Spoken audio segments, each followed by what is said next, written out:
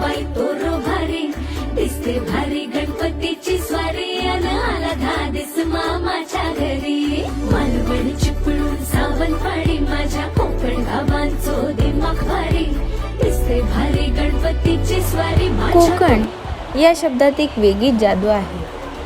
म्हणजे अगदी या गाण्याच्या चालीप्रमाणेच बघा ना, कोकणचा काही रुबाब भारी, कोकणचा काही तोरा भारी. आणि आम्ही सगळे हेच पाहायला तर गेलो होतो.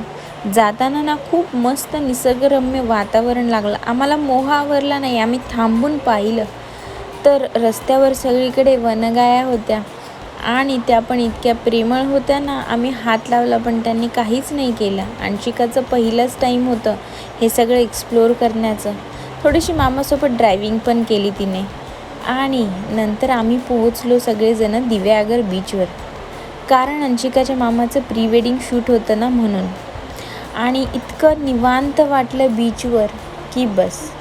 आणि ही आमची चिमणीबाई एक्साइटेड इतकी झाली होती की बस. तिला असं वाटत होतं मला सोडा, मी अशी हवेत चालती, विमान बनून उडतीये. बाप रे. नंतर आजीने तिला शिकवलं की मातीमध्ये घर कसं बनवायचं.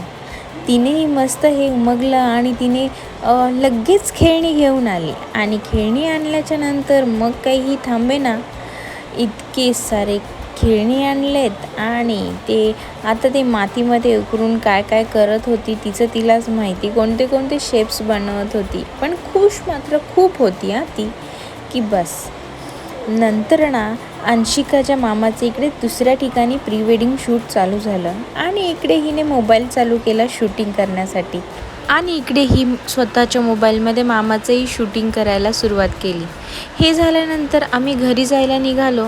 तोच काय झालं की रस्ता काहीच दिसत नव्हता. आम्ही एकदम टॉप पॉईंटला होतो आणि सगळीकडे धुकंच धुकं होतं. पण यामध्ये स्वामींचं नामस्मरण करून करून आम्ही गाडी पुढे ढकलत होतो, कारण रात्रीचे 12 वाजले होते आणि आम्हाला घरी पोचायचं होतं म्हणून.